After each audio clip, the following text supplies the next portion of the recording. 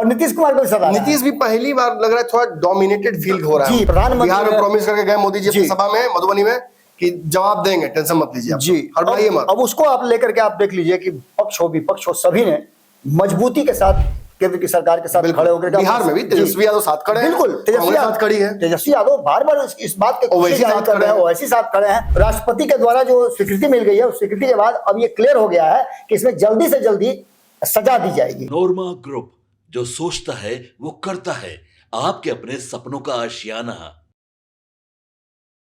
नमस्कार, भारत लाइव देख रहे हैं आप और ये भारत लाइव की रातों रात बुलेटिन है।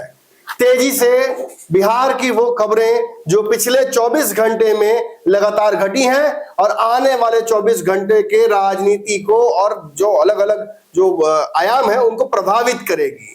कौन कौन सी खबरें हैं, तेजी से उन खबरों की तरफ बढ़ते हैं और बाबा से जानते हैं उन खबरों के बारे में। पहली खबर बाबा है, नीतीश कुमार ने मार दिया अपनी पार्टी पर धप्पा। क्या है मामला? नमन जी, लगातार नीतीश कुमार आप देख रहे होंगे कि बैठक पर बैठक कर रहे हैं। 4 दिन से बैठक कर लगातार बैठक कर रहे हैं। आज भी बैठक करेंगे और आज मैंने बैठक क्या तो इतना ज्यादा कि कब बैठक के लिए बुला देंगे, सोए हुए रहेंगे, नींद में रहेंगे, फोन कर देते हैं। उस बैठक से जो कल बैठक हुई जिसमें धप्पा मारे वो, उस बैठक में तुमको जाना भी नहीं था। वही यही दिक्कत ना है, लोग बैठ के आपस में डिस्कस कर रहे हैं, उसमें पहुंच गए। बैठक कहीं और चल रहा था, कुछ और बात हो रही थी और सीधे पहुंच गए और जाकर के वहां ब्रीफ करने लगे। इसके साथ साथ लोगों में हड़कंप भी मच गया। इसी बीच में आप पहुंचेंगे तो बेचैन तो होगी जी। और इसके साथ साथ ललन सिंह को एक टास्क भी उन्होंने दिया है, उस टास्क भी मॉनिटरिंग कर रहे हैं वो। हाँ, सबको जिम्मेवारी दे रहे हैं। हाँ। निशांत यात्रा पर जाने वाले हैं, उस यात्रा की भी तैयारियां चल रही हैं। विभिन्न मंत्रियों को बताया गया है कि अपने विभाग का आप जल्दी जल्दी निकालिए रिपोर्ट तैयार कीजिए, रिपोर्ट कार्ड बनाइए, 6 महीने वाला रिपोर्ट कार्ड जारी कीजिए। इस बार साल भर वाला नहीं, वेट नहीं करना है। और निशांत जो कह दिया था कि भाई इतना हो गया है, नौकरी दे दिया गया है, इतना और देना है, तो उसका भी आप जल्दी से कहिए। तो ये सारी बातों को लेकर के नीतीश कुमार एक्शन मोड में है। जो नीतीश एक्शन मोड में आते हैं तो आप समझिए रहे क्या होता है, अपनी पार्टी में धप्पा मार, निश्चित रूप से धप्पा मारिए। दूसरी खबर जो नमन जी है, मैं बता रहा हूँ बाबा, लालू पर राष्ट्रपति का शिकंजा, क्या है मामला बाबा? देखिए, लालू यादव काफी दिन बाद बिहार वापस आए, आते आते बढ़िया बयान भी दिया। उन्होंने कहा कि हम सत्ता पक्ष के साथ खड़े हैं, सरकार के साथ हैं, सेना के साथ खड़े हैं, भारत जिंदाबाद। देखिए नमन जी, बिहार में जिस तरह की राजनीति चल रही है, आपने देखा होगा कि एनडीए और महागठबंधन दोनों के बीच में सीट शेयरिंग के समझौते को लेकर के, आपसी टकराव को लेकर के बातें चल रही हैं। इस बीच में लालू प्रसाद की जरूरत तो पटना में महसूस हो रही है, क्योंकि बिहार की राजनीति पूरा ये सीट शेयरिंग बिना लालू के नहीं होगा। कांग्रेस से डील करना तेजस्वी के बस की बात। जी जी। और मीसा भारती और तेज प्रताप यादव के सहित और भी कई लोग हैं जिन लोगों को ऐसा लगता है कि उन लोगों को भी बहुत लोगों ने मोबिलाइज किया है। इस बार जो मीसा भारती की जीती है बराबर कद्दू कटे तो भाई एक आदमी कैसे लेके चल जाएगा। उसमें भी तेजस्वी यादव तक मिलने नहीं दिया जाता है। हाँ, ये भी बात के टाइम में तो संजय यादव एकदम उनको हाईजैक कर लेते। जी, तो ऐसी स्थिति में ये जरूरी था कि लालू प्रसाद को लाया जाए, लेकिन लालू प्रसाद के पटना आने का समस्या भी जी, पटना आने का खुशखबरी तो ये था ही राजद के कार्यकर्ताओं के लिए, लेकिन उससे भी बड़ा एक मुश्किल भरी खबर आ गई कि जिस व्यक्ति को अभी तक मुख्यमंत्री का कैंडिडेट तक नहीं, चेहरा तक नहीं बनाया गया है, उस व्यक्ति पर और एक दाग आ गया। अब समझ लीजिए कि आरोपी तो है ही, आरोपी तो बनाए गए हैं, अभी उन पर आरोप साबित नहीं हुआ है, लेकिन एक्यूज तो बनाए गए हैं। बिल्कुल। राष्ट्रपति ने उस मामले में जो चारा घोटाला के बाद जो ये दूसरा मामला लालू प्रसाद पर आया था, लैंड फॉर जॉब वाला, इसमें राष्ट्रपति के द्वारा जो स्वीकृति मिल गई है उस स्वीकृति के बाद अब ये क्लियर हो गया है कि इसमें जल्दी से जल्दी सजा दी जाएगी। लालू पर भी मामला, लालू के पर मामला था और लालू के परिवार के और भी, हेमा यादव पर मामला था, तेजस्वी यादव पर मामला है, तेज प्रताप यादव पर मामला है, राबड़ी देवी पर मामला है, मीसा भारती पर मामला है। सीबीआई जो बार बार और ईडी डिमांड कर रही थी कि हमें चार्जशीट दाखिल करके और उन्हें रिमांड पर लेने दिया जाए। जी, अब रिमांड पर लेने की इजाजत एक तरह से दे दी गई। रिमांड तो लगभग सारी प्रक्रिया पूरी हो गई ना जी। आपने देखा होगा कि पटना में भी ईडी ने उन लोगों से पूछताछ किया था, लंबे 64 घंटे 68 घंटे का शेड्यूल चला है। ये सब होने के बाद, सारे साक्ष्य जुटाने के बाद अब राष्ट्रपति से इजाजत लेने की जरूरत थी, क्योंकि ये सब संवैधानिक पद पर रहे हैं और ये मामला जो है साक्ष्य उपस्थित कर दिया है। और साक्ष्य के आधार पर राष्ट्रपति ने जब दे दिया आदेश, तो ये मान के चलिए कि इसमें समस्याएं बढ़ जाएंगी। सजा निश्चित रूप से सजा होगा, सजा भी होगी जी। अगर सजा मुकर्रर हो जाती है तो ऐसी स्थिति में तेजस्वी यादव की जो उम्मीदवारी है उस पर ग्रहण आ जाएगा लालू प्रसाद की तरफ। वो भी कांग्रेस भविष्यवाणी कर रही है शायद, इसीलिए अब तक वहां से कांग्रेस ने हामी नहीं भरी उनके चेहरे पर। आपने देखा होगा कि कांग्रेस अपना मुख्यमंत्री का चेहरा भी खोजने लगी है जी।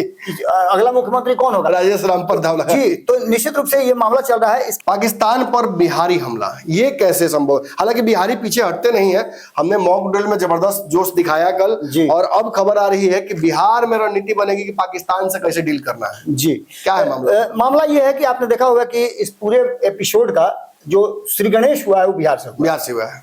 प्रधानमंत्री बिहार में प्रॉमिस करके गए मोदी जी अपनी सभा में मधुबनी में कि जवाब देंगे, टेंशन मत लीजिए जी, हड़बड़ाइए मत। अब उसको आप लेकर के आप देख लीजिए कि पक्ष हो विपक्ष हो सभी ने मजबूती के साथ केंद्र की सरकार के साथ खड़े होकर, बिहार में भी तेजस्वी यादव साथ खड़े हैं, बिल्कुल तेजस्वी साथ खड़ी है, तेजस्वी यादव बार बार इस बात के कोशिश कर रहे हैं, ओवैसी साथ खड़े हैं, और पूरा एनडीए गठबंधन तो तय है, लेकिन महागठबंधन के जितने भी गैर भाजपाई दल हैं सभी जो विरोध, पाकिस्तान वो कर दिया जो भारत के बड़े बड़े सूरमा नहीं कर पाए। जी, पक्ष विपक्ष सबको एकजुट कर दिया, हिंदू मुस्लिम सबको एक कर दिया। अब एक पहले था कि पाकिस्तान को मौका मिलता था, आप देखे हुए जितने भी वार अब तक हुए हैं उसमें कोई ना कोई विरोध में खड़ा जरूर होता था, और पाकिस्तान के पास एक पॉइंट होता था कि देखिए आप ही के देश के फलाने ये बोल रहे हैं, लेकिन इस बार तो वैसा कुछ है ही नहीं है।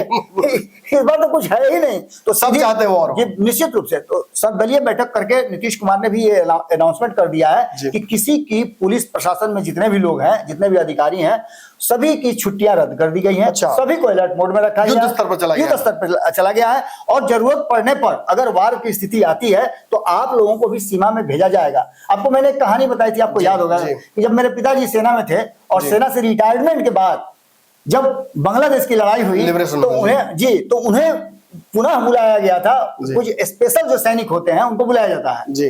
तो ये स्पेशल सैनिक थे, इनमें मारक क्षमता, सैनिक के अलावा सामरिक और भी चीजें आवश्यकता पड़ती हैं, डॉक्टर, चिकित्सक, सबको जाना पड़ेगा, तो सभी को बुलाया था। और आम आदमी भी उसमें मिलिट्री के भी रोल में होता है। कल तो आम आदमी था ही इसमें शामिल, मॉक ड्रिल में पूरे पटना के लोग शामिल थे, बिहार के कई जिलों के लोग शामिल थे। निश्चित रूप से इस युद्ध की स्थिति जो बन रही है और देश ने जो फैसला किया है, देश की सरकार ने जो फैसला किया है, बिहार उसके साथ पूरी तरह से है, ये बात बिहार में स्ट्रेटेजिक लेवल पे। और एक और बात कि चूंकि बिहार की सीमाएं कई राज्यों अंतरराष्ट्रीय बॉर्डर से सटी हुई है, इसलिए भी ये महत्वपूर्ण हो जाता है। एक और बड़ी खबर है जी, नीतीश कुमार की शरण में एक बार फिर से कुछ हुआ। हम तो चाहेंगे कि इसको आप ही डिफाइन करो, ज्यादा बेहतर है। तस्वीर तो आप देख ही रहे होंगे, दोनों के एक्सपर्ट। ये तस्वीर तो आप देख ही रहे होंगे, ये तो बात समझ में आपको आ गई होगी कि जब डूबता है व्यक्ति तो तिनके का भी सहारा उसको पसंद है।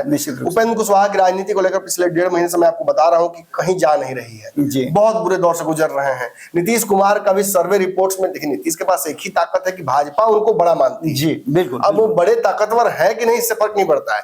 हिंदू हाउस होल्ड में अगर कोई बड़ा भाई है, वो लिखलिया पहलवान ही क्यों ना हो, उसका पैर नीचे छोटा भाई पहलवाने क्यों ना छूता जरूर है। अब यही हाल है बिहार में, नीतीश कुमार को सामने करके ही भाजपा चुनाव लड़ना चाहती है, भले ही नागपुर ने वर्डिक्ट कुछ और दिया हो जी, और भले ही सोशल मीडिया और जो सर्वे एजेंसियां हैं वो नीतीश को कमजोर दिखा रही हो, लेकिन नीतीश के परे और नीतीश से धोखा करने की हिम्मत अब भाजपा के पास नहीं रही। वो इंतजार करेगी नीतीश कुमार को कि स्वतः वो कुर्सी छोड़ दे। खैर, नीतीश भी कमजोर, उपेंद्र कुशवाहा की भी स्थिति ठीक नहीं है। ऐसे में फिर से एक बार लव कुश को एकजुट करने की तैयारी शुरू हो गई है। लव कुश एक करके नीतीश को जहां सहारा मिलेगा थोड़ा, वहीं उपेंद्र कुशवाहा को अपनी बात रखने वाला एक व्यक्ति एनडीए के सीट समझौते में मिल जाएगा। अलायंस विद इन अलायंस की शुरुआत फिर से हो गई है। मैंने फिर आपको बताया था पंचनामा में कल की पिछली सीट पर आकर नीतीश बैठे हैं जी। ये दल, बाकी छोटे दल पहले से भाजपा के गठबंधन में थे, नीतीश के आने की वजह से इनकी स्थिति थोड़ा सा हिल गई है। ऐसे में नीतीश का अलायंस विद इन अलायंस कोई था नहीं, लेकिन उपेंद्र कुशवाहा ने यह एहसास करा दिया कि भाजपा उनको बहुत भाव दे नहीं रही है, वो नीतीशन शरणम गच्छामी हो गए हैं। और एक इसमें और महत्वपूर्ण बात मैं जोड़ना चाहूंगा नमन जी, कि अब तक पिछले 20 सालों में हमने यही देखा है, 2-3 सालों को छोड़ बहुत नीतीश कुमार के खिलाफ बोलते बोलते वो निकले थे उस गठबंधन जी। 2-3 साल की बात अगर छोड़ दें हम, तो पिछले 18 सालों तक नीतीश कुमार ने भारतीय जनता पार्टी के नकेल कस करके नाथ अपने हाथ में पकड़ रखा था। सम्राट चौधरी कार्यालय के गेट के बाहर बंधी हुई बकरी। तो अब जो पिछले 2-3 साल से आप देखे होंगे, सम्राट चौधरी का एरा जब से आया है, तब से कहीं ना कहीं ये डर उपेंद्र कुशवाहा को सता रहा है और नीतीश कुमार को सता रहा है। नीतीश भी पहली बार लग रहा है थोड़ा डोमिनेटेड फील हो रहा है। जी बिल्कुल बिल्कुल, मतलब वो सहजता से डोमिनेट होने दे रहे हैं अपने आप। जी। खैर, चुनावी साल है इसलिए नीतीश चाहते होंगे कि भाजपा के नाव पर ही सवार होकर पार हो जाए जी। खैर, आखिरी सवाल जो है, आखिरी जो टॉपिक है आज का, चिराग ने फिर मारा बड़ा हाथ। लोकसभा चुनाव में चिराग पासवान ने जब 5 सीटें सिक्योर की थी तो बहुत सारे लोगों को झटका लगा था। हम तो लगातार बोल रहे थे ये बात कि ये होगा, इसलिए हम तो इस बारे में नहीं बोलेंगे, लेकिन चिराग पासवान से भाजपा के बिहार के प्रभारी तावड़े मिलने गए। जी, कैसे देखते हो इसको? देखिए ना मुझे अब तक हमने यही देखा है कि जो बड़ा होता है उससे मिलने के लिए छोटे लोग जाते हैं। जी, मैं बड़ा छोटा पद कद के हिसाब से नहीं बता रहा हूँ, मैं राजनीतिक स्थिति के हिसाब से बता रहा हूँ।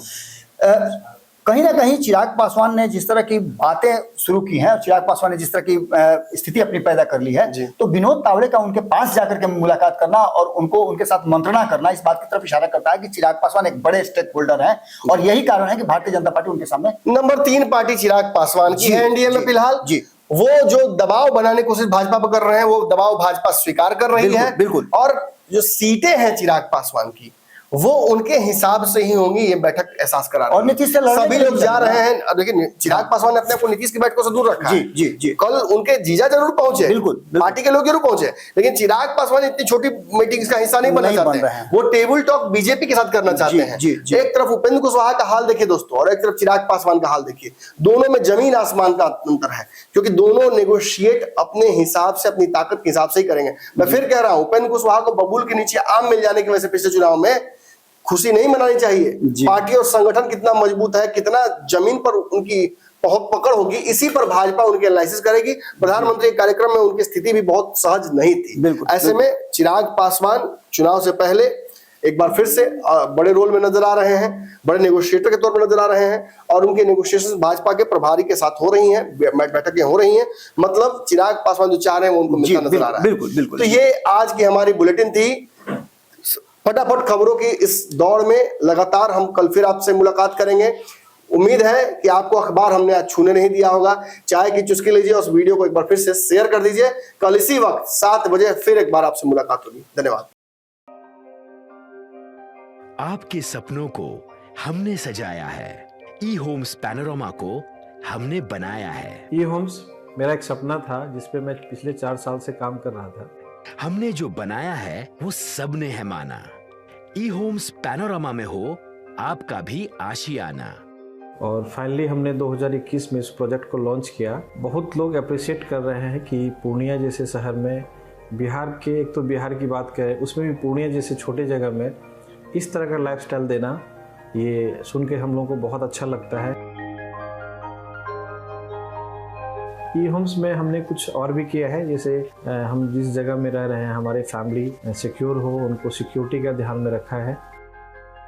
आपकी सुविधा और सुरक्षा आपके लिए खास है, ये आपका विश्वास है। इसमें आर्टिफिशियल इंटेलिजेंस का 7 लेयर सिक्योरिटी का हमने इस्तेमाल किया है। लस ग्रीन कैंपस को बनाया है। यदि हमारा बाउंड्री वाल है तो वो वर्टिकल गार्डन है।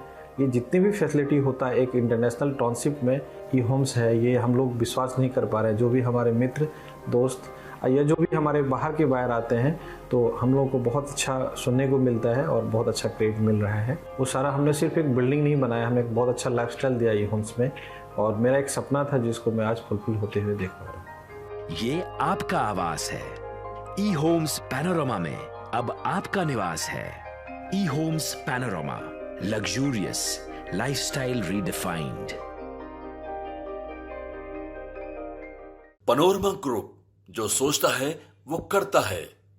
अगर ये वीडियो पसंद आई और वह बिहार के राजनीति और बिहारियत से सरोकार रखेनी तो सब्सक्राइब बटन दबा के चैनल के सब्सक्राइब कर ली। ओजे एगो घंटी बा, ओकरा बटन दबा देला से कुल सटीक और मारक खबर रुआ मुफ्त में मिल जाई। अगर रुआ पत्रकारिता के हमनी के नया प्रयोग में सहयोग कर चाहतानी तो ज्वाइन बटन दबा दी।